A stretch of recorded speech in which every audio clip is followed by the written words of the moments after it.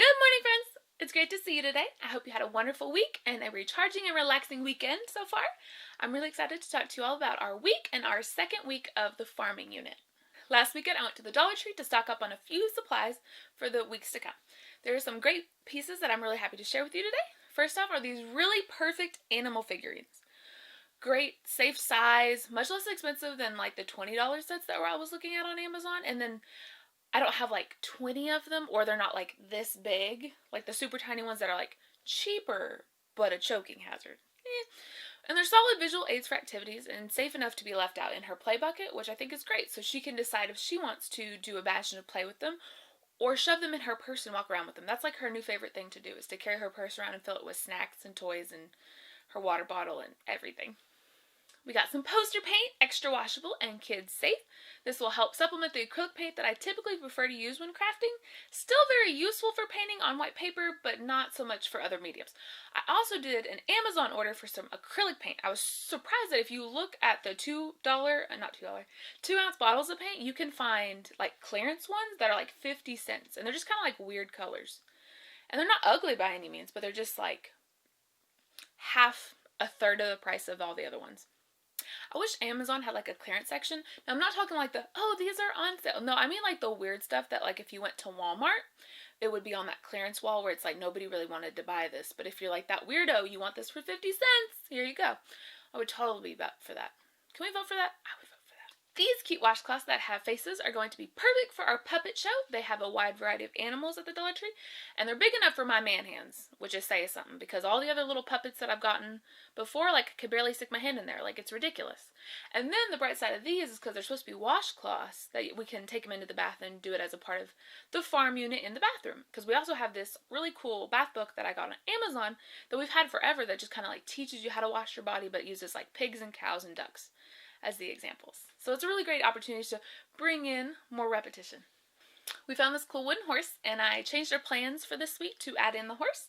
Now, ignore the white paint. I forgot to take a picture of it before I started painting on it. Now, I did this because I only had poster paint, and then if anybody's used wood before in their crafting, they know it absorbs all paint, particularly any like thin paint. So I did several layers of white paint before we got to use it in our activity. Since I have temporarily misplaced my X-Acto knife, I made the executive decision to buy another one and stop looking for it because it's driving me completely insane. I'm nesting right now, like pretty hardcore, and I have lost several things because like I've moved things around to where I'm like, oh, that's a much better place for that. Oh, that's a much better idea. No, because now I can't find anything. Any of those like weird little things that like, where's the super glue? Where's my X-Acto knife? No idea. But like if you ask me like general questions about like things that we use all the time, I know that stuff. It's driving me crazy. So I just bought a new X-Acto knife. There's no hope I'm not going to find the old one. Last but certainly not least, they had these super nice oversized sticker sheets. I also picked up the butterfly sheet. I did the farming and the butterfly.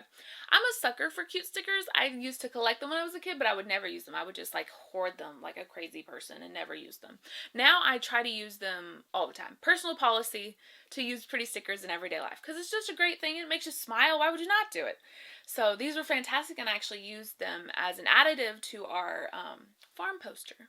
So our creative project this week was basically the conglomeration of all of Marty's coloring sheets from the week. Starting off, I broke down a large Amazon box and put the pieces next to each other and used packing tape to secure the sheets of cardboard together. Yes, I could have bought a poster, but I didn't have a poster because I forgot. So this is what we're doing. And then I covered the large piece with some blue wrapping paper. Also a great Dollar Tree find. This made the base for the farming poster that we were putting together. Now this week we focused on our fine motor skills by coloring almost every day.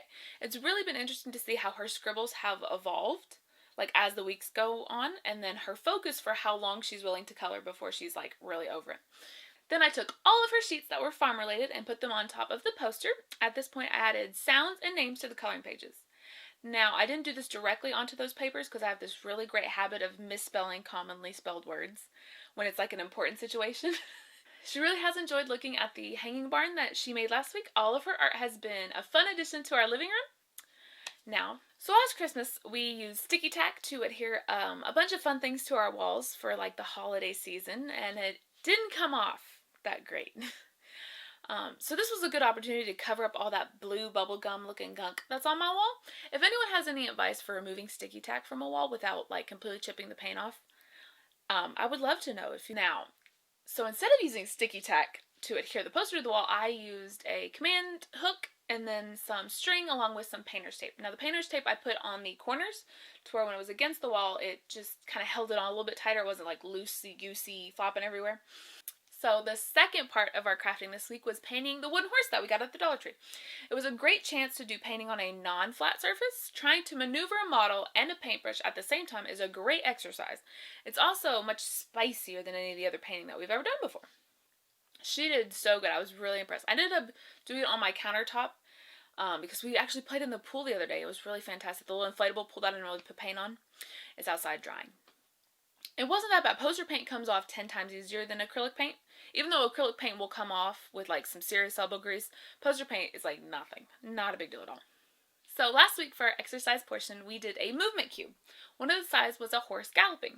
So this week we expanded on that and started running and jumping over obstacles like a horse does. I created the obstacles out of large empty Amazon boxes and Christmas paper. After I wrapped the boxes like normal presents, I added a lot of extra packing tape to all the corners and sides so they were less likely to tear when getting thrown around and sat on and everything else. This was totally unnecessary, but I enjoyed making the matching obstacles for this activity.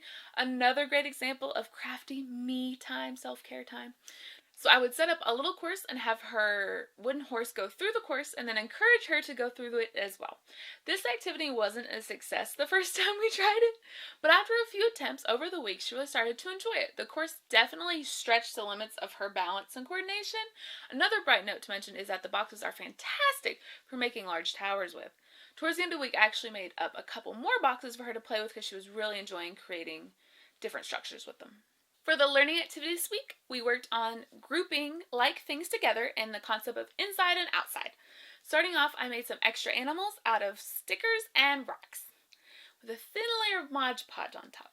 These were the stand-in for the massive amount of farm animals that I was not willing to buy. We started making our pins out of blocks and mini wheat cereals, and we used a couple other different random pieces to make pen-like structures. I would present her with one type of animal and give her the pieces to make a pen. Then we would put the animals in the pen and then take them out of the pen. Over and over and over and over again. After a few days of doing this successfully, I gave her 2 different kinds of animals and we started making 2 pens. This was just an introduction to the concept of inside, outside, and grouping. Now I know this activity would be a hit because my daughter loves rocks. Anytime we're outside, she's just collecting rocks. She's putting them in her purse, she's putting them in flower pots, she's just that kid. So this was immediately going to be an awesome thing to do. Thank you for stopping by, and I hope you enjoyed our recap this week. I'm hoping that anyone seeing my video can see that you don't have to have a ton of stuff to do really fun things with your kids. On the flip side to that, I want to encourage all moms to start doing more intentional play with their kids. It's not always easy, but it's always worth it. Have a wonderful day. Don't forget to like and subscribe if you want to see more fun toddler activity content from me.